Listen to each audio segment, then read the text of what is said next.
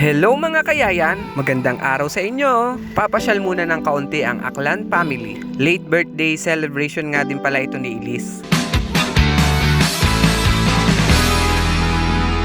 At yun, nandito na kami sa Hillscape Glamping. Dito nga lang pala ito sa Barangay Tulo, Batangas City. Napakalapit lang nito sa amin kasi kasunod na barangay lang to namin. Ito yung loob niya. Lahat ng gamit dito, kanila yan. Bale, pagkain lang talaga dadalhin mo dito. Yan, ito yung tanawin dito. Pag humiga ka dito, napakaganda at napaka-presko. Ito naman yung table and chair dito. Lahat nga pala ng gamit dito, legit na pang-camping talaga. Yan yung mini pool. Then, ito naman yung tent namin. Video ko lang ulit itong view habang ako'y na dito sa taas, malapit sa tent namin. At ito na nga ang dalawa kong anak, tamang kulit na agad sila dito sa lugar na to. Ito naman yung loob ng tent namin. Meron siyang dalawang kama, pwedeng 2 to 3 person ang makahiga dito. Meron din ditong pwedeng laruin, gaya niyan, at saka mga card. Kaya kung may kasama kayong mga kids din, hindi sila basta-basta maiinip dito. Bali, ang birthday ni Elise ay March 4, pero nakapagpabook kami dito ay March 18 na ata kasi fully book na yung date na yon. At ito naman yung maganda kong asawa, tamang pa-cute na naman sa akin. Syempre, di tayo papatalo, ako din, papa-cute. Pati na rin ang dalawang kids. Di na mapakali ang dalawang kids. Daddy, I want to swim na, I want to swim. Ito naman yung mga pailaw dito habang dumidilim na. Maraming ilaw dito sa taas ng table and chairs, dito sa mga gilid, tapos dito sa mga puno dito, marami ding ilaw. Napakagandang tingnan at nakaka-relax nga din talaga dahil napakaganda ng ambience. At ito naman din yung loob ng tent kapag may ilaw na siya.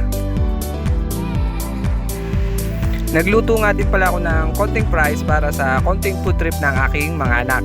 Tapos ito naman yung food namin ni Jujan, vegetable at saka mga fruits. Napatapat kasi to sa Biyernes Santo kaya bawal kami kumain ng mga karne. Pero okay din naman, nabusog din naman kami sa vegetable salad at saka sa mga fruits. Babawi na lang bukas ng kain ng masarapan.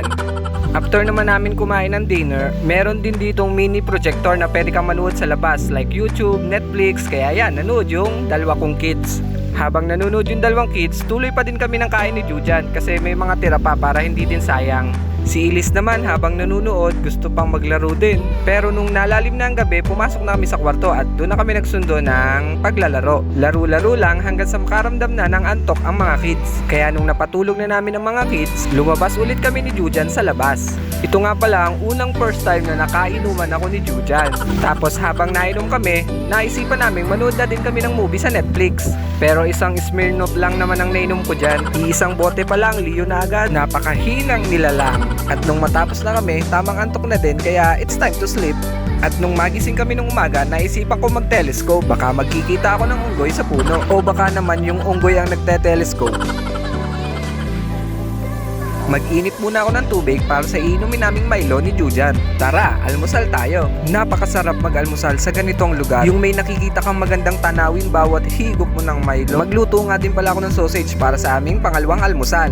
At ito na nga, luto na sausage natin at saka itlog. Tara, almusal ulit tayo. Bali, pagkatapos namin mag-almusal, may call time kami na 8 AM para sumakay dun sa ATV. At pagkatapos namin kumain, may nakita agad itong dalawang tongken dito sa aming lagayan, kaya binigyan ko na din. At dahil malapit na mag 8 AM, kaya magre-ready na kami para dun sa pagsakay sa ATV. At ito na nga, it's time to ride to ATV. Let's go, let's go! Ginaid kami ni Kuya dyan kung saan kami pupunta. Siguro mga 15 to 20 minutes din kaming nag-road trip dito sa ATV. Buti na lang nagkasya din kaming 4 dito. Okay naman yung experience na pagsakay namin dito, masaya pati mga bata nag-enjoy din. At saka kayo nga din pala ang pipili ng oras ng pagsakay dito. Ang pinili namin ay 8 AM para hindi ganun kainit. Pagkatapos, pahinga kaming konti, swimming ang mga bata, kain ng tanghalian at check out na kami ng 2 PM. Yun lang, thank you for watching mga kayayan!